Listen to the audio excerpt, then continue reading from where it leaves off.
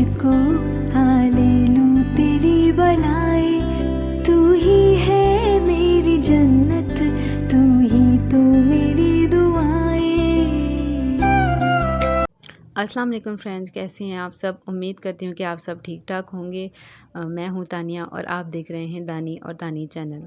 तो मेरी जो बहनें मेरी व्लॉगिंग देखती होंगी उनको ये पता होगा कि मेरी अम्मी आई हुई थी और मेरी बहन मुझसे मिलने के लिए आई थी 2-4 दिन के लिए। मुझे बहुत अच्छा लग रहा था। मतलब मैं रहती हूँ लाहौर में, मेरी अम्मी कराची में और एक बहन रहती है जतोई में। अम्मी उनके पास मिलने के लिए आई थी तो उन्होंने कहा चलो मैं लाहौर से होते हुए भी जाती हूँ, तानिया से भी मिल के जाती हूँ, तो इसलिए अम्मी मुझसे मिलने के लिए आई थी। तो इंसान किसी भी शहर आता है तो वहाँ से कोई ना कोई चीज़ दे के ही जाता है। तो मेरी बहन ने जाना था कपड़े लेने के लिए, ये हम आए हैं औरिगा मार्केट जो कि लिबर्टी में है। जुम्मे का दिन था, वहाँ सब जमात लगी हुई थी, नमाज़ पढ़ रहे थे, देखकर बहुत अच्छा लग रहा था।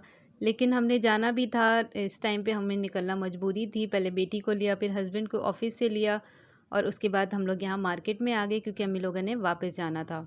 2-4 दिन कैसे गुजर जाते हैं पता ही नहीं चलता, ये दिन इतनी जल्दी गुजर गए और मैं अपनी अम्मी का ज़्यादा ख्याल भी नहीं रख सकी। शादी के बाद इंसान की बहुत सारी ज़िम्मेदारियाँ होती हैं और बहुत मसले मसाइल होते हैं और फिर माशाल्लाह बच्चे भी हैं, बच्चों को भी देखना, घर भी देखना, तो ना उनके साथ ज़्यादा बैठ के बातचीत कर सकी और ना ही उनकी किसी किस्म की खिदमत कर सकी। वैसे अल्हम्दुलिल्लाह मेरी अम्मी ठीक हैं, किसी किस्म का कोई इशू नहीं है, लेकिन फिर भी मेरा दिल था कि वो कुछ वक्त यहाँ पे रुक जाएं या फिर मैं उनके घर जाऊं। मतलब दिल करता है कि ज़्यादा वक्त जिस तरह पहले शादी से पहले गुजारते थे इस तरह वक्त गुजारें, लेकिन ये नामुमकिन होता है। शादी के बाद इंसान के ऊपर बहुत सारी ज़िम्मेदारियाँ होती हैं और ना मैं कराची जा सकती हूँ ज़्यादा, ना उनको अपने घर रोक सकती हूँ, क्योंकि शादी के बाद ज़िम्मेदारियों के साथ साथ कुछ मजबूरियाँ भी होती हैं, उन सबको भी देखना होता है।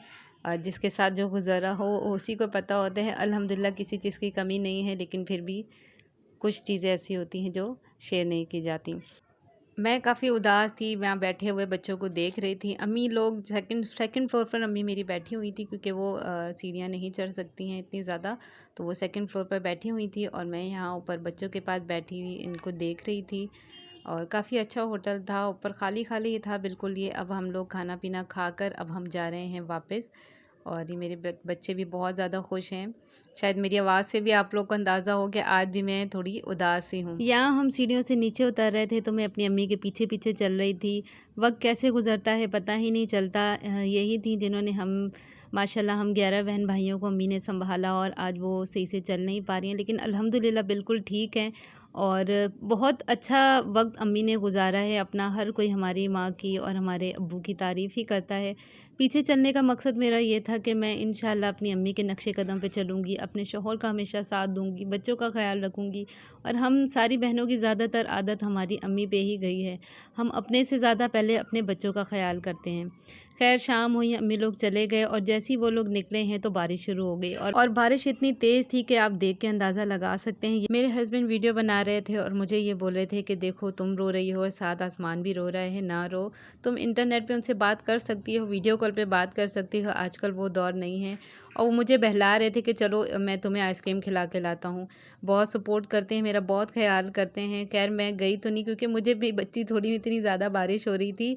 और बस ये मेरा छोटा सा व्लॉग था, थोड़ा सा शायद इमोशनल भी हो।